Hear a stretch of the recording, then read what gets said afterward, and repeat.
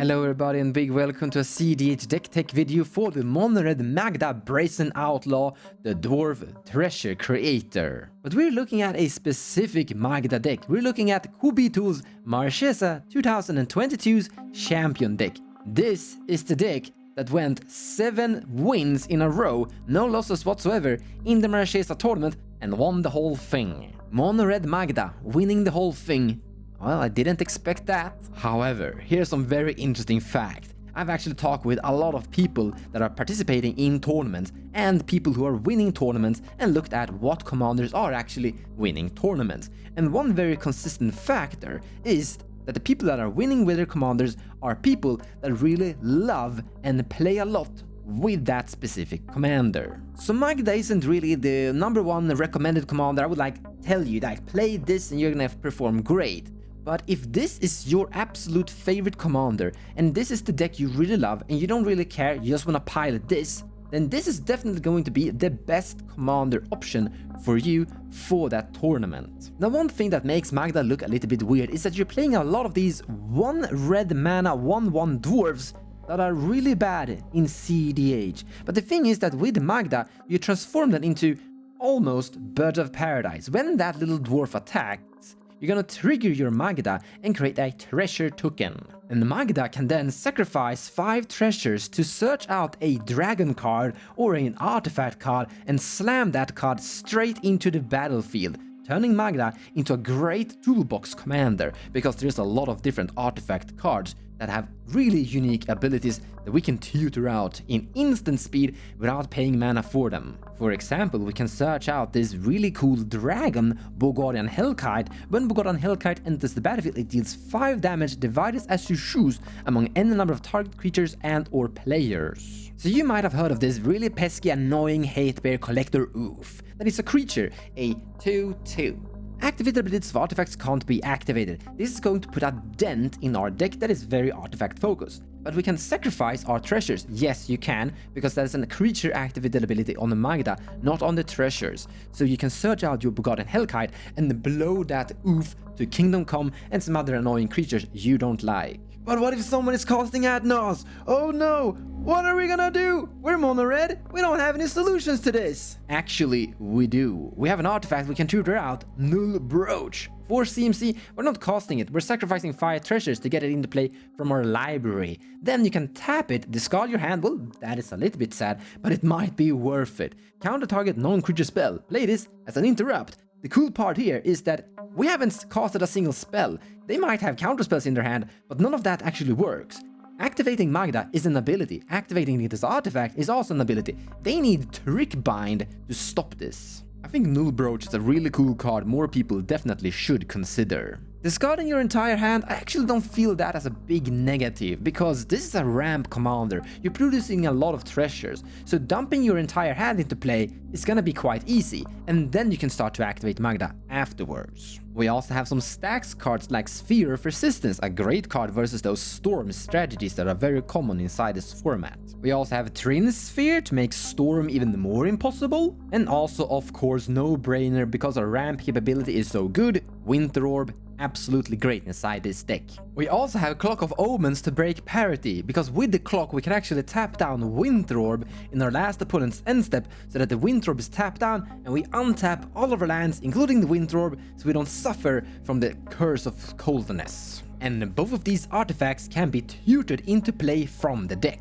We also have Stranglehold in here. I really like that, preventing people from searching their library. And I really think this is the right kind of pathway for Magda, playing that Stax mono-red, the toolbox deck, that deck that can find key cards to shut down your opponents when necessary. But how do we win? We gotta have a win con, right? Because even though Magda is like giving all your dwarves +1 attack, that isn't like going to end the game that fast and efficiently, as the dwarves are gonna be tiny and your opponents are probably gonna have bigger blockers than you. Stax beatdown is not an option. I mean, you could kill one player, maybe, depending on what kind of player that is, maybe a creatureless deck of sorts, but you do want to have a combo. You have to have a combo. Now, a lot of people are going to say, Dockside Curio! Yeah! Very simple, very clean, very straightforward. You slam Dockside into play, then you activate your Magda with the treasures that you're generating from the dockside, you find Cloudstone Kuryu, and then you cast one of your random 1 CMC dwarfs from your hand, return dockside to your hand, and boom,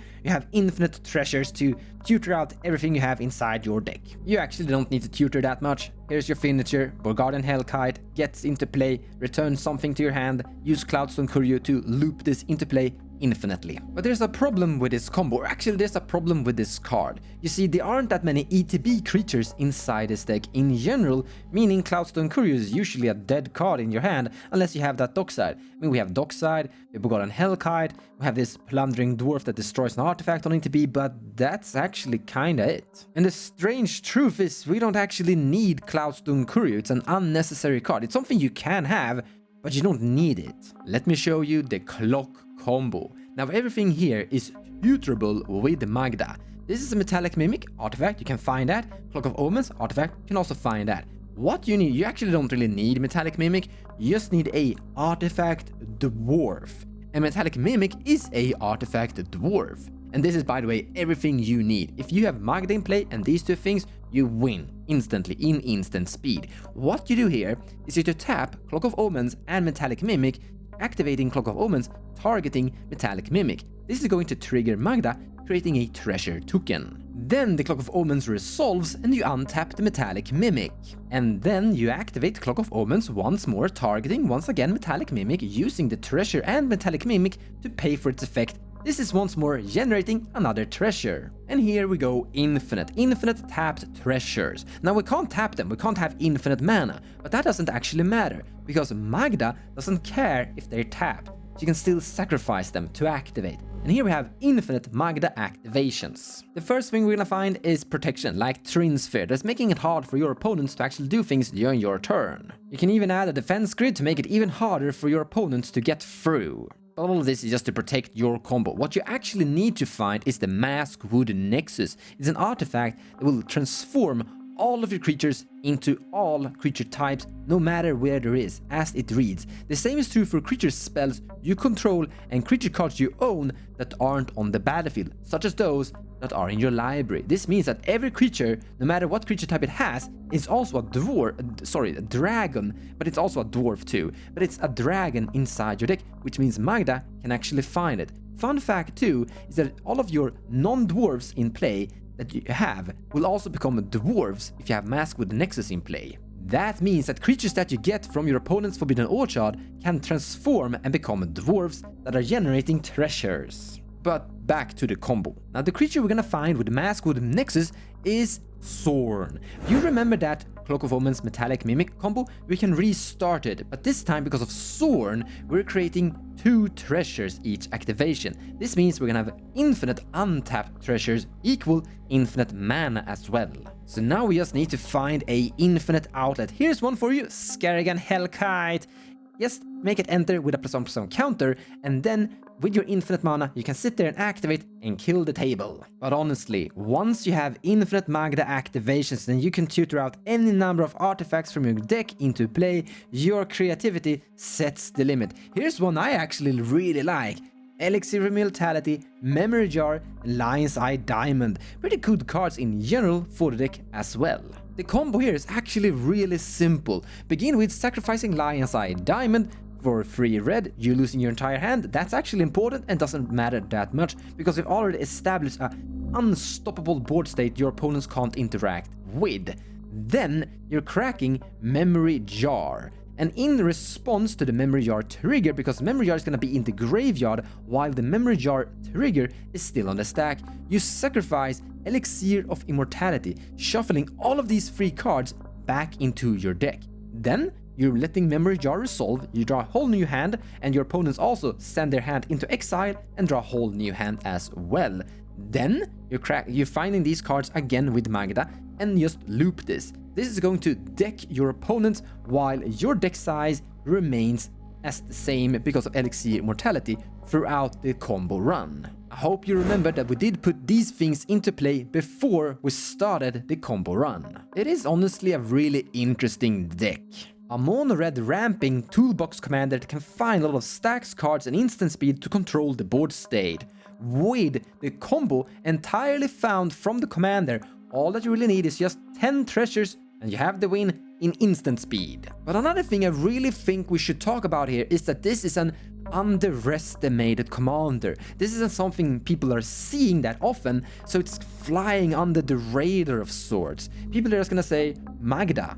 Well, that's mono red stuff with cute dwarfs, I don't really care, let's focus on the other two opponents. And if people have that mindset going into a game against you, that's a positive thing because they're just gonna let you do stuff. In other words, this entire video is probably gonna destroy the Magda player's win rate.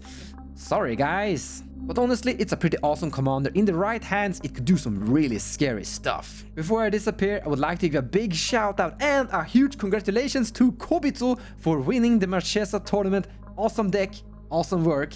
Take care everybody, see you next time. Thank you so much for watching and I hope you enjoyed the video. If you like what I do and you wanna support me, feel free to share my videos or even checking out my Patreon page.